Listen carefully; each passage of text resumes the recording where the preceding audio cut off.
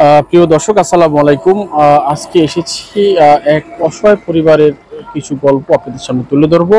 এবং আপনারা দেখতে পাচ্ছেন যে একটি অটো রিক্সা নিয়ে কিন্তু এক ভাই দাঁড়িয়ে আছেন। আমরা আসলে তার জীবনের গল্প শুনবো। আহ, আমরা আসলে তার কিছু কথা শুনবো এবং আপনাদের সামনে তুলে ধরবো তার জীবনের কিছু ঘটনা। তো আমরা দেখতে পাচ্ছি তিনি কিন্তু গাড়ি চালাচ্ছেন।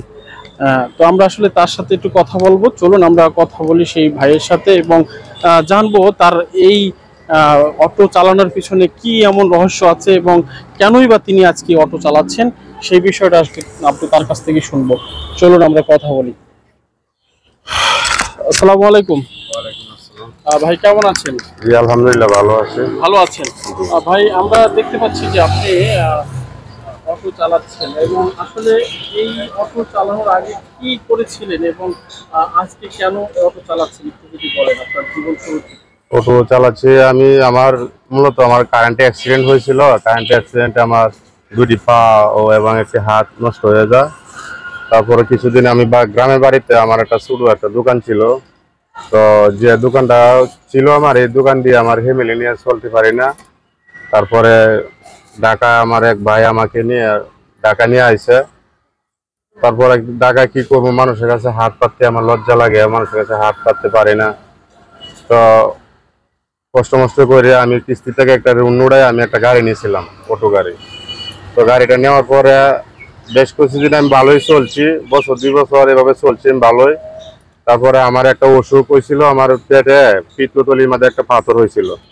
তো ডাক্তার বলছিল অপারেশন লাগবে। আবার অপারেশন লাগার পরে ডাক্তাররা চিকিৎসা করার মধ্যে আমার যে গাড়িটা, আমার অটো গাড়িটা যেটা ছিল, এই গাড়িটা আমি বিক্রি করে দিয়েছি। বিক্রি করে দেওয়ার পরে মূলত এখন আমি এই গাড়িটা ভাড়ায় চালাচ্ছি। এই জন্য আর কি আমি মিডিয়াতে আসা, যে আমাকে যদি একটা গাড়ি আমার নিজের হইতো তাহলে আমার মানে জমা টাকাটা দেওয়া লাগতো না। আমার সংসার নিয়ে, আমার দুটা বাচ্চা নিয়ে আমি ভালোভাবে একটু চলতে পারতাম। আচ্ছা, এই যে অ্যাক্সিডেন্ট হয়েছে আগে কি ইলেকট্রিক কাজ করতেন? জি না, ইলেকট্রিক কাজ করতাম না। আমার যে বিল্ডিং এর উপর থেকে 11,000 ভোল্টের তার আমার গায়ে লাগছিল। লাগার পরে আমার হাত পা পুড়ে গেছিল। পুড়ে যাওয়াতে ঢাকা মেডিকেলে আমার 4 মাস চিকিৎসা দিন তা লাগছে। পরে আল্লাহ পাকে আমার কোনো মতনে বাঁচায় রাখছে। যে এই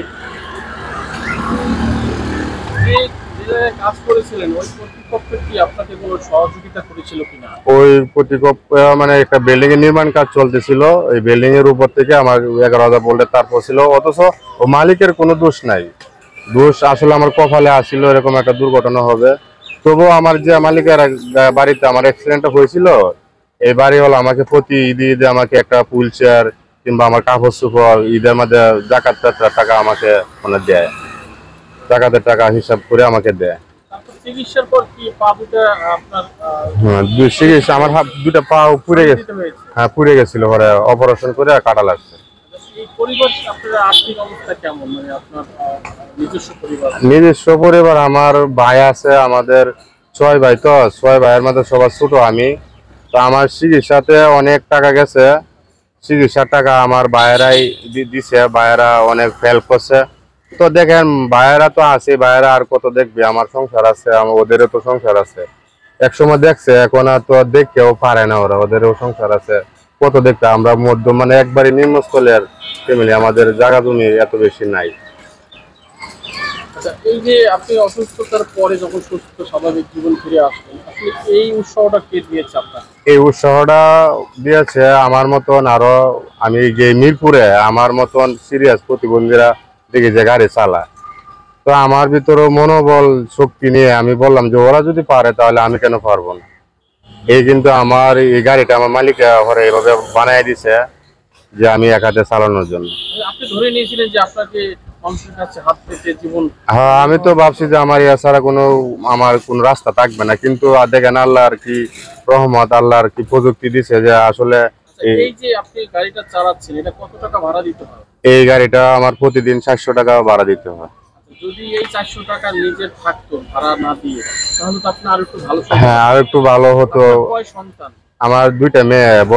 বড় মেয়েটার বয়স 10 বছর আর ছোট মেয়েটার বয়স 4 বছর। দর্শক, আমরা শুনছিলাম এক অসহায় পরিবারের এক অসহায় বাবার জীবনের কিছু কথা এবং তার ঘটে যাওয়ার জীবনের কিছু মনমার আসলে তিনি যে ভাড়া গাড়িটা চালাচ্ছেন, এই গাড়িটা যদি তার দৈনিক ভাড়া দিতে না হতো তাহলে তিনি তার পরিবারকে আরও একটু ভালোভাবে চালাতে পারতেন। তার কিন্তু একেবারে অঙ্গহীন, আপনি দেখতে পাচ্ছেন সবাই। আসলে তিনি কিন্তু মানুষের কাছে হাত পেতে খাওয়ার কিন্তু কথা ছিল। আজকে দেখেন তিনি কিন্তু স্বাভাবিক মানুষের মতন কিন্তু কর্ম করে জীবন চালাচ্ছে, জীবনী চালাচ্ছে, অন্যান্য পরিবার চলছে। কিন্তু তার একটি কারণেই আপনাদের সামনে এসেছেন, সেটা হলো যে তিনি আসলে একটি গাড়ির আবদার করেছেন আপনাদের কাছে।